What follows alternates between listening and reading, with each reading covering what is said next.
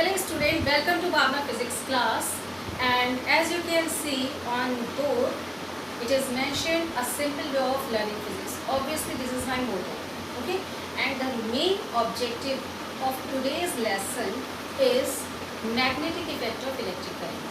Okay, now you know that I have discussed earlier the two state of charge. One is the rest state, that is the electrostatic. We have discussed so many topics in electrostatic, and afterward we discussed about current electricity. Okay, current electricity, that means charges now they are in moving state.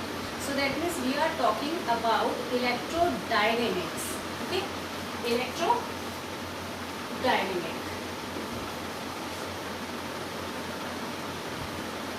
Dynamic word is linked with motion, ये सारा आप पहले पढ़ चुके हो. And electro word is related to basically charge, and which specific charge we generally consider that charge as electron. Generally जो moving charge particle होते हैं दैट आर इलेक्ट्रॉन्स होते हैं. So electrons are moving and that are responsible for current conduction through a material. Material characteristics we read, material quality we discussed. So we have discussed so many things, and now we are going to discuss that whether if this one is a charged particle, let it be an electron, if this charged particle moving from point A to point B, this one is the situation. So it can only generate the current, like the case of previous unit. I have discussed that current should be in opposite direction to the motion of electron. Okay, you can see that topic that is given in very detailed study. So that what we are doing, we are observing only the current effect here. Current can be generated, can be introduced with the help of moving electron in the material which are having the quality to conduct electricity, and that materials are like silver, which is the best material, then copper, which is most used material, most applicable material in daily life. आपकी जितनी भी यहाँ पे wiring होती है, domestic wiring, ये सारी की सारी कॉपर की है, कॉपर वायर की. तो this is the most applicable material to conduct electricity. Afterward, third is the aluminium that is used in many electronic device as well as electrical device. So that is aluminium. So we can guess so many materials which conduct electricity. But is it so? My question is that, is it only the property that a moving electron exhibit? एक moving electron के पास केवल electric current को generate करने के साथ और कोई property नहीं होती? No, it is not possible that a moving electron generate magnetic effect too. This is an electron which is moving from point A to B. It can generate magnetic field too. Okay, amazing effect. And this effect was observed by Ørsted. Okay, Ørsted has discovered. So this moving electron not only generate electric current, it can generate magnetic effect too, and this effect was observed by Ørsted.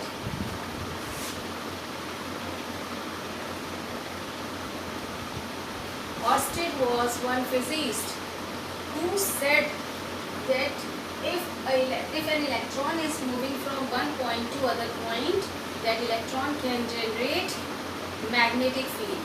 So isn't that interesting that we can get magnetic field with the help of moving charge particle rather than a magnet? So that is the magnetic effect of electric current.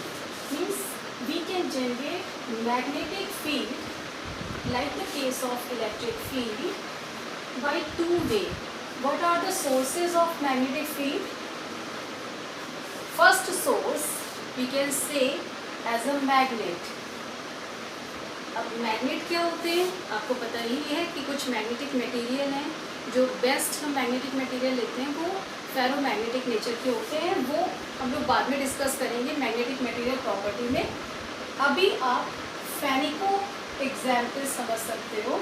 These are the best magnetic material, iron, nickel and cobalt. So these are the best magnetic material that generate magnetism, that generate magnetic field. Okay. So second one is the current. तो हमारे लिए benefit क्या हो गया कि हमें magnetic field के लिए ये जो मैग्नेटिक मटेरियल थे, खाली इनसे हमें मैग्नेटिक फील्ड मिलेगी, हमें मैग्नेटिक फील्ड करंट से भी मिल सकती है। So that is the benefit of this current effect. Okay, moving charge effect, we can say it as a moving charge effect.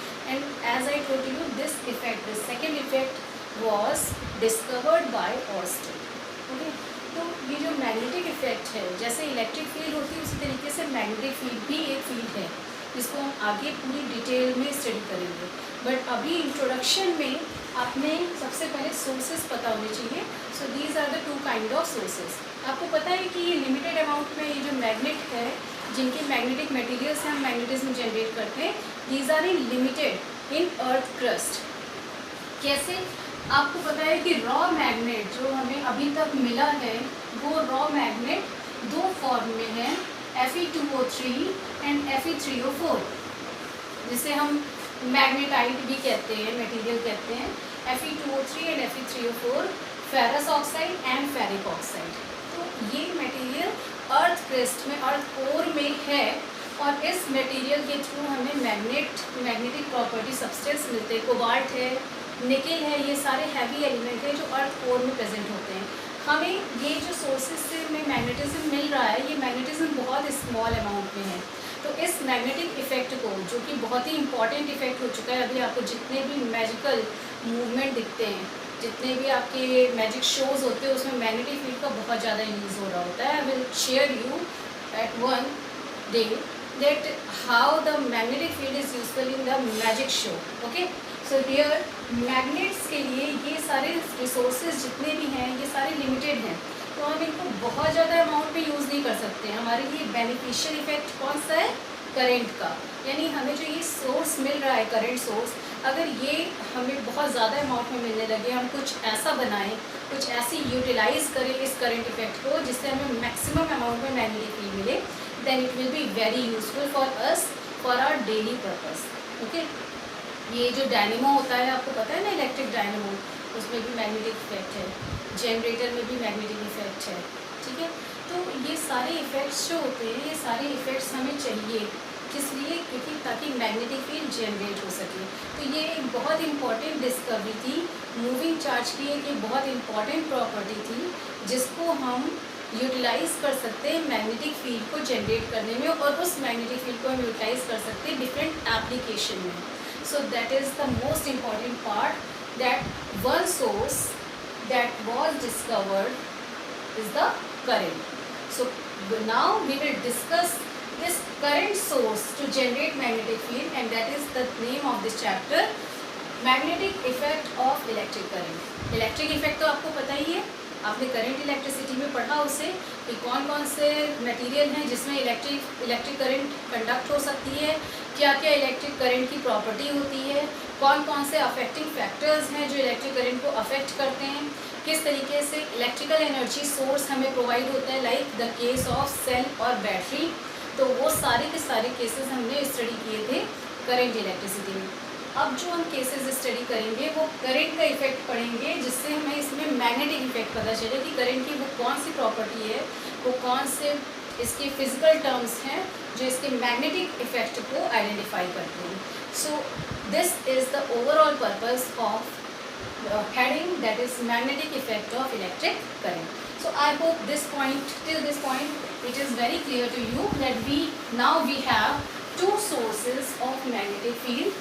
One is the magnet, which is the raw material, and one is the electric current. Got it?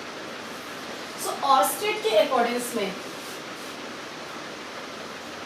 Ørsted principle, Ørsted के accordance में कहा गया, if current is flowing in a wire, in a conducting wire from point A to B, then a circular magnetic field is generated around the wire in this way. I have shown here the direction also, and this direction you can see, this direction is anti-clockwise.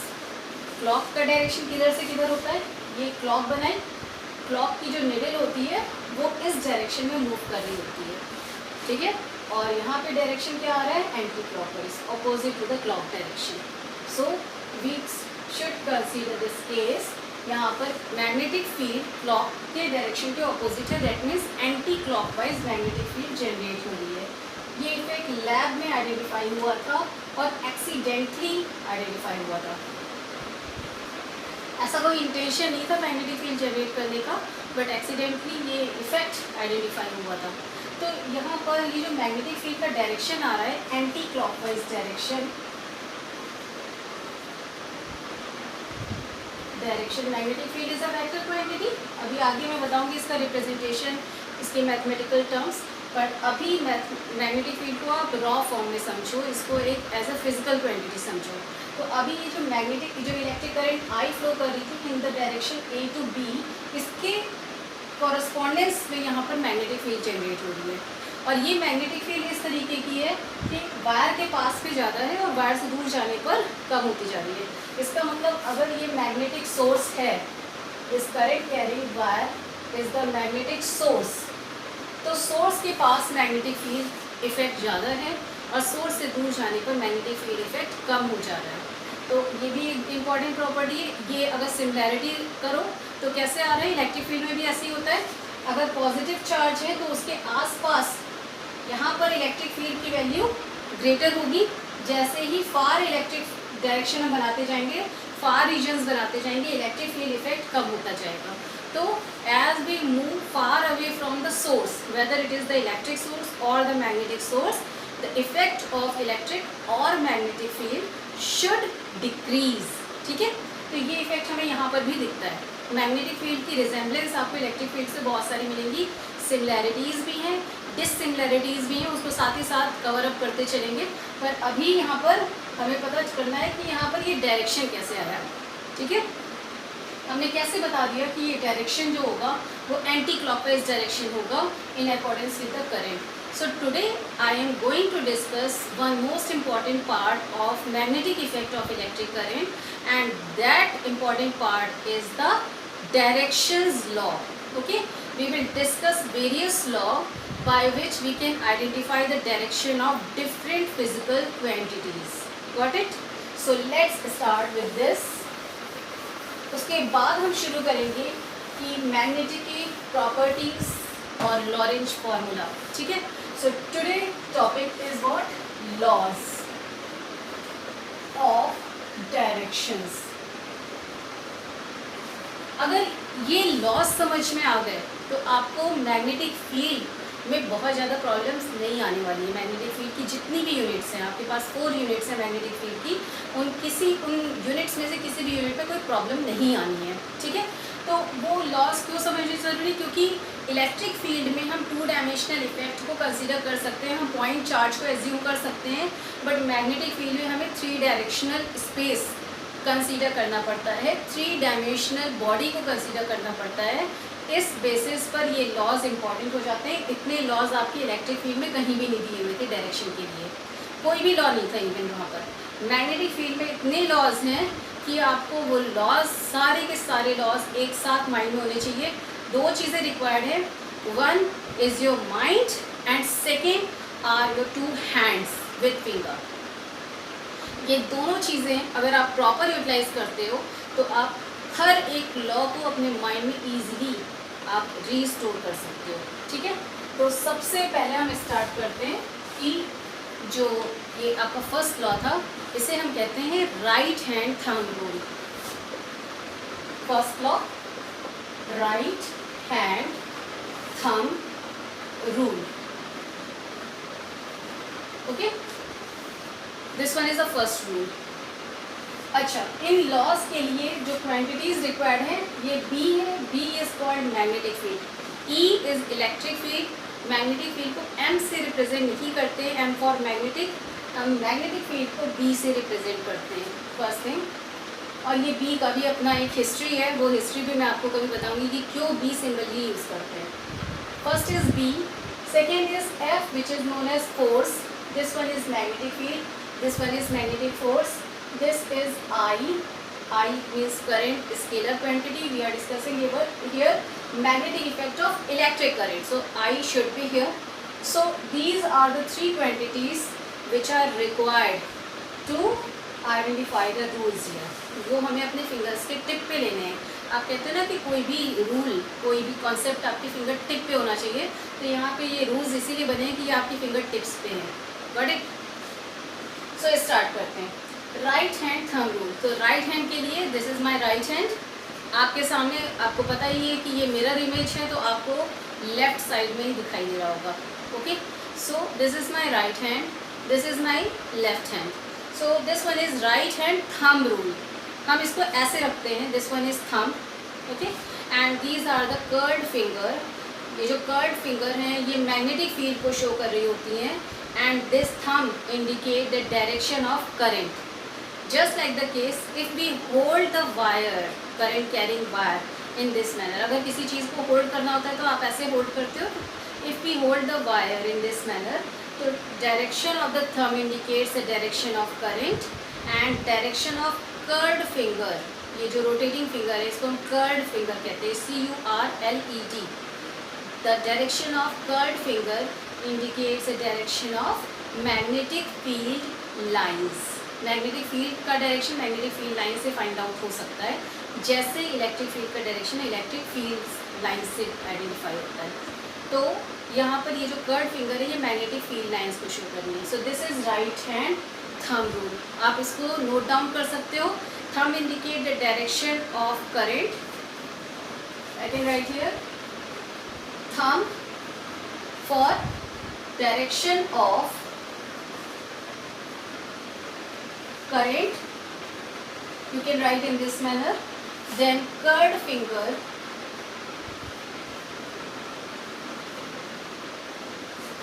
indicates the direction of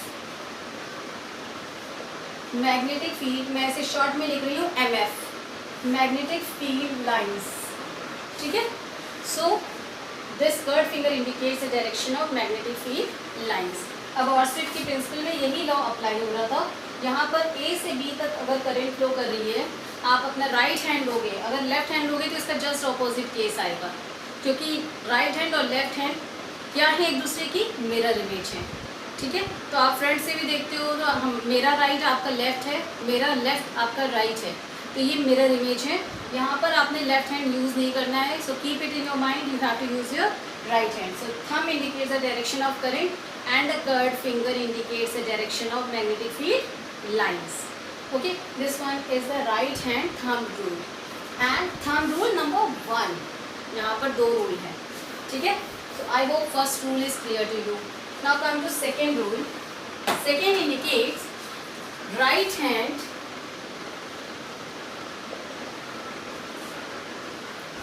thumb rule 2. पहला था right hand thumb rule 1, दूसरा है right hand thumb rule 2.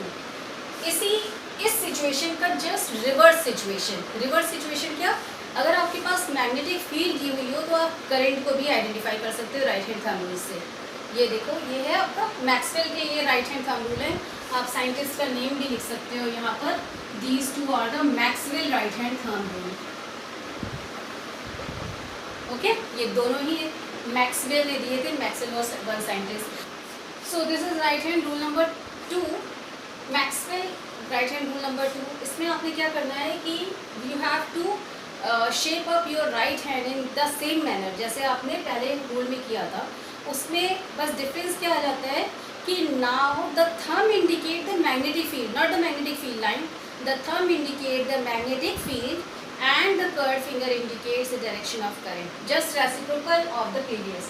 यहाँ पे magnetic field lines, क्योंकि magnetic field lines तो curve shape में हो सकती हैं, लेकिन मैग्नेटिक फील्ड तो स्ट्रेट होती है. ठीक है?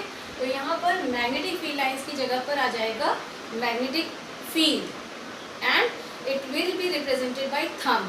यहाँ पर क्या था, कर्ड फिंगर के through magnetic field lines indicate हो रही थी। Now the magnetic field is represented by thumb, so here we can write थम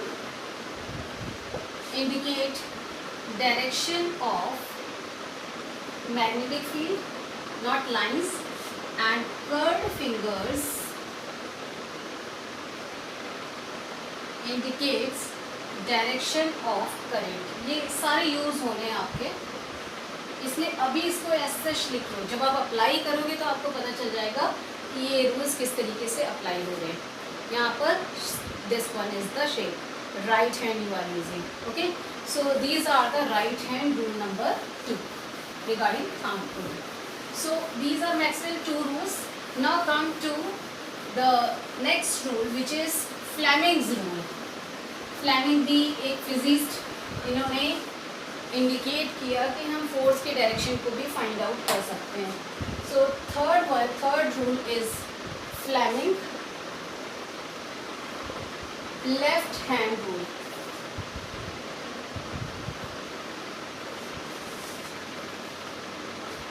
Okay, so Fleming left hand rule, this is my left hand and now we have to stretch our left hand in this manner।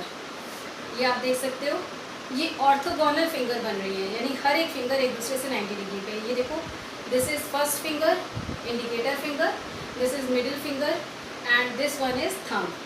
So thumb and indicator finger 90 degree पर है, ये 90 degree दिख रहा है। उसके बाद अब ये देखो, मिडिल फिंगर और जो इंडिकेटर फिंगर है यानी फर्स्ट फिंगर, इन दोनों के बीच में 90 डिग्री का एंगल है। अब इधर देखो, ये दिस वन, यहाँ पर आपको दिख रहा होगा कि थंब और मिडिल फिंगर भी एक दूसरे से 90 डिग्री पर है। तो ये तीनों की तीनों फिंगर जो मैंने अभी यहाँ पर इस शेप में बनाई है, ये 90 डिग्री पर है, जिनको हम कहते हैं ऑर्थोगोनल कंडीशन। तो ये एक दूसरे से 90 डिग्री पर है। अब यहाँ पर हम लेते कैसे हैं, that the first finger which is the indicator finger, first finger indicate magnetic field. So first finger क्या हो गई, मैग्नेटिक फील्ड हो गई। ओके, द मिडिल फिंगर, जो सेकेंड फिंगर आपने लिए वो मिडिल फिंगर है, मिडिल फिंगर इंडिकेट कर रही है करंट के डायरेक्शन को। Okay, and the third one is thumb. So thumb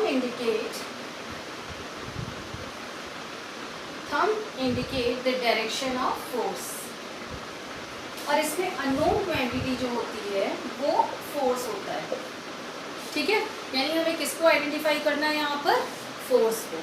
situation लेते हैं कि current is flowing in east direction, this is east, north, west and south, ठीक है। करंट किस डायरेक्शन में, ईस्ट डायरेक्शन में फ्लो कर रही है और मैग्नेटिक फील्ड को हमने रख दिया है कि ये साउथ टू नॉर्थ फ्लो कर रही है। मैग्नेटिक फील्ड ऑलरेडी प्रेजेंट थी और इस मैग्नेटिक फील्ड में एक वायर रख दिया, वो वायर जो है वो ईस्ट डायरेक्शन में उसमें करंट फ्लो कर रही है। तो आपको बताना है कि इसमें जो फोर्स लगेगा, ठीक है, किस पर फोर्स लग रहा होगा, यहाँ पर फोर्स लग रहा होगा चार्ज पार्टिकल पर जो करंट फ्लो करा रहे हैं। तो फोर्स जो लग रहा होगा बॉडी पर चार्ज पार्टिकल पर, वो किस डायरेक्शन में होगा। So you will apply the left hand, Fleming left hand rule. The direction of current is from the middle finger, you can see here, middle finger towards east, magnetic field is from south to north vertically up, then the direction of force is coming outward, okay, so that means what कि force is acting in the outward direction। आपके house hold में भी magnetic field अगर effect है, magnets रखे हुए हैं और करंट फ्लो कर रही है, इसके एक्सपेरिमेंट भी मैं आपको शो करूँगी अपने नेक्स्ट वीडियो में। तो अगर इस पर यहाँ पर current flow, current carrying wire है, तो that means what, current carrying wire पे मैग्नेटिक फील्ड इफेक्ट होगा, जिसके बेसिस पर चार्ज पार्टिकल पे फोर्स लगेगा और वो फोर्स का डायरेक्शन हम फ्लेमिंग्स लेफ्ट हैंड रूल से आइडेंटिफाई करते हैं। तो इस केस में फोर्स जो आ रहा है वर्टिकली आउटवर्ड आ रहा है। Okay, so this is the use that means application of Fleming's left hand rule, that means we can identify the force value on the basis of given current value and magnetic field value. Okay, so this rule is again important to identify the direction of in different situation. Now come to next case, Fleming's right hand rule. This one is the left hand rule, again this is right hand rule. अब आपको right hand का use करना है and this is rule number 4।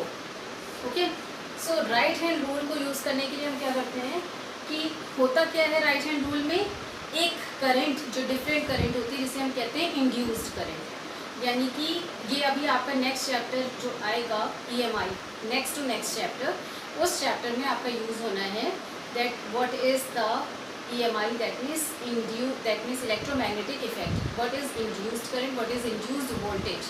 हम जिस तरीके से electric field से इलेक्ट्रिक करंट से मैग्नेटिक फील्ड जनरेट कर रहे हैं, उसी तरीके से मैग्नेटिक फील्ड से हम इलेक्ट्रिक करंट भी जनरेट कर सकते हैं। ठीक है, तो वही प्रोसेस यहाँ पर होना है, उसको हम फ्लेमिंग राइट हैंड रूल से हम उसमें इंड्यूस्ड करंट का डायरेक्शन आइडेंटिफाई करते हैं। So this is my right hand and we will shape up the right hand in the same manner as we have shaped up the left hand. Three fingers are orthogonal to each other. ऐसे मत बनाना, ये wrong है। हमेशा indicator finger जो होगी वो बाहर की साइड होगी। So you can see here this is 90 degree, this is 90 degree and this one is 90 degree. ठीक है, तो आपको तीनों में 90 डिग्री का एंगल दिख रहा होगा, that means they are orthogonal to each other. So in this case first finger, तीनों क्या रिप्रेजेंट कर रहे होते हैं, first finger, then middle finger and next one is thumb. So तीनों क्या इंडिकेट कर रहे हैं, अननोन क्वांटिटी जो आती है वो आती है इंड्यूस्ड करंट। अब यहाँ पर जो मिडिल फिंगर होती है वो इंड्यूस्ड करंट को शो कर रही होती है। Okay, this one should be induced current. It is a type of current but it is generated by magnetic field, that is why the name is given as induced current. Next is the thumb. Thumb indicate the motion of conductor. मतलब वो क्या रहा होगा कि एक conductor है, एक conductor body हमने ली है और उस कंडक्टर बॉडी को एक पॉइंट से दूसरे पॉइंट को मूव करा रहे हैं। अब कंडक्टर बॉडी में होते क्या है, चार्जेस। अगर हम ऐसा कुछ करें कि वो कंडक्टर बॉडी को जहाँ हम मूव करा रहे हैं वो स्पेस मैग्नेटिक फील्ड का स्पेस हो, यानी फर्स्ट फिंगर यहाँ पर किसको शो करिए, मैग्नेटिक फील्ड को। ओके, अननोन क्वांटिटी क्या है इसमें, इंड्यूस्ड करंट। सो हम सिचुएशन किस तरीके की ले रहे हैं यहाँ पर कि एक कंडक्टर बॉडी है, एक मेटल बॉडी हम ले सकते हैं, कोई भी कंडक्टर बॉडी ले सकते हैं, इलेक्ट्रोलाइट ले सकते हैं। वो कंडक्टर बॉडी जिस स्पेस में मूव कर रही है वो स्पेस मैग्नेटिक फील्ड का स्पेस है, यानी सपोज आप एक रूम में बैठे हुए हो, उस पूरी रूम में मैग्नेटिक फील्ड जनरेट कर दो, ऐसा कुछ हो सिचुएशन, पूरे रूम में मैग्नेटिक फील्ड है और उस रूम में आपने एक कंडक्टर बॉडी को एक पॉइंट से दूसरे पॉइंट तक मूव कराया, तो उस कंडक्टर बॉडी में करंट जनरेट हो जाएगी। समझ रहे हो, उस कंडक्टर बॉडी में करंट जनरेट हो जाएगी और उस करंट को उसको हम कहते हैं इंड्यूस्ड करंट। तो वो करंट का डायरेक्शन क्या होगा वो हमें फ्लेमिंग के राइट हैंड रूल से पता चलता है। सबसे पहले तो ये अपने आप में ही एक strange and very applicable phenomena में पता चलता है कि करंट भी जनरेट हो सकती है किसी भी मेटल बॉडी में जस्ट बाय द मोशन। आपको पता ही है कि जब अगर आपको एक कंडक्टर बॉडी में करंट पास ऑन करनी हो तो आपको वहाँ पर सेल या बैटरी लगानी पड़ती है, पर अगर ऐसा हो रहा है कि केवल उस कंडक्टर बॉडी को मूव करा के आप उस पर करंट जनरेट कर पा रहे हो, सो this is very beneficial and fruitful phenomena and this phenomena can only be occur in the presence of magnetic field. Here the magnetic field is present in whole room and the conductor body is moving from one place to other place in the room. So we can generate current and that current is called induced current. So this is the representation, means in this right hand the first finger indicate magnetic field, the thumb indicate the direction of motion of conductor, then by the middle finger we can identify the direction of magnetic field. So this one is Fleming right hand rule. So I hope this rule is also clear to you and applicability of this rule is given in electromagnetic induction chapter, electromagnetic induction phenomena, very useful phenomena.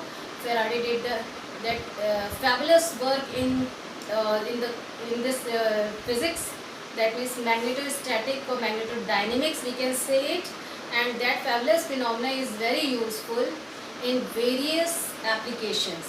Okay, like the case of generator, आपके जो generator है उसमें जो current आ रही है वो EMI से आ रही है. Got it? So here this one is Fleming right hand rule. Now come to the next rule, and this rule, this is fifth rule, and this rule is again the right hand rule only.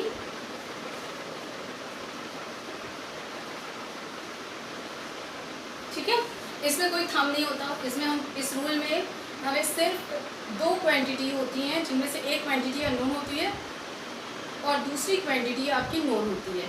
ठीक है, जैसे thumb rule में भी आपको पता ही है कि एक क्वांटिटी नोन है यानी करंट नोन है तो magnetic field direction find out कर सकते हैं, और मैग्नेटिक फील्ड नोन है तो करंट डायरेक्शन आइडेंटिफाई कर सकते हैं. ठीक है, यहाँ पर राइट हैंड रूल में आपको सिंपली करना क्या होता है, अपने राइट हैंड को ऐसे रखना है. ये राइट हैंड की सिचुएशन है और यहाँ पे सारी की सारी फिंगर्स एक डायरेक्शन में हैं और थंब एक डायरेक्शन में, and these two are at 90 degree angle. Got it? अब इसको आप चाहे हॉरिजॉन्टल रखो, चाहे इस तरीके से रखो या इसको ऐसे रखो, ये डिपेंड करता है आपको कौन सी सिचुएशन दी गई है. ओके, अब इस सिचुएशन में है क्या कि एक वायर आपको ऐसे दिया हुआ है जिसमें करंट फ्लो कर रही है, कोई भी वायर है जिसमें करंट फ्लो कर रही है, और यहाँ पर एक पॉइंट दे दिया गया जहाँ पर आपको मैग्नेटिक फील्ड निकालनी है. तो इस तरीके की सिचुएशन में आपको magnetic field is a vector quantity, उसका डायरेक्शन भी फाइंड आउट करना होता है. इलेक्ट्रिक फील्ड में 2 डायमेंशनल कंसिडरेशन होती थी डायरेक्शन के लिए, तो वो ईजी था, बट मैग्नेटिक फील्ड में 3 डायरेक्शनल कंसिडरेशन है. आप देखो राइट हैंड रूल में करना क्या है कि this thumb indicates the direction of current, thumb towards the direction of current. Okay, first thing, and second thing, the fingers, these fingers are pointing towards the point at which we are calculating, we are finding the direction of magnetic field. We are going to find the direction. So the direction of the magnetic field we can identify by pushing the finger from the back towards the direction of push. अगर पीछे से push करेंगे इस finger को तो किधर आएंगी ये फिंगर, ऐसे आ जाएंगी. So that is the direction of magnetic field. यानी ऐसे रखने पर, अगर इस तरीके से डायरेक्शन पीछे से पुश करने पर डायरेक्शन ऐसे हो जाता है, तो डायरेक्शन किधर हो गया, टुवर्ड्स योर साइड, यानी आउटवर्ड टू द बोर्ड. ये जो बोर्ड बना हुआ है इसके आउटवर्ड आएगा. एक होता है आउटवर्ड डायरेक्शन, एक होता है इनवर्ड डायरेक्शन. आपको यूज़ करना है राइट हैंड. यहाँ पर राइट हैंड रूल है ये.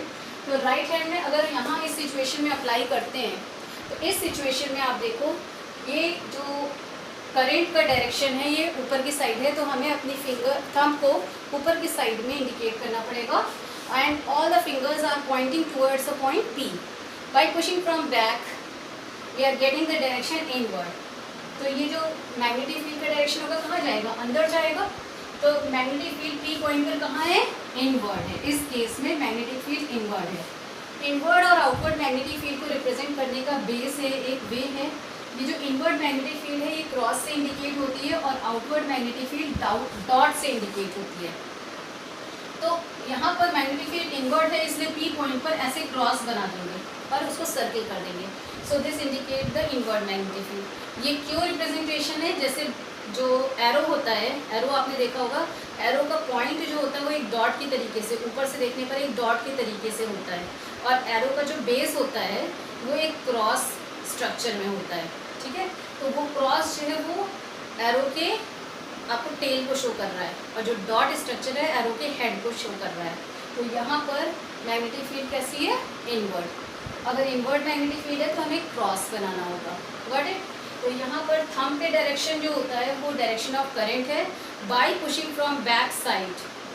Okay, whatever be the new direction of finger at 90 degree, that is the direction of magnetic field at point P. So these are the 5 rules. Like these rules we can find out the direction of one-time magnetic field, current and forces. Okay, so I hope these 5 rules must be clear to you and you can apply these rules in the next topic of chapter when we will go through the different topic. Okay, so that's all for today. Thank you and keep revising physics.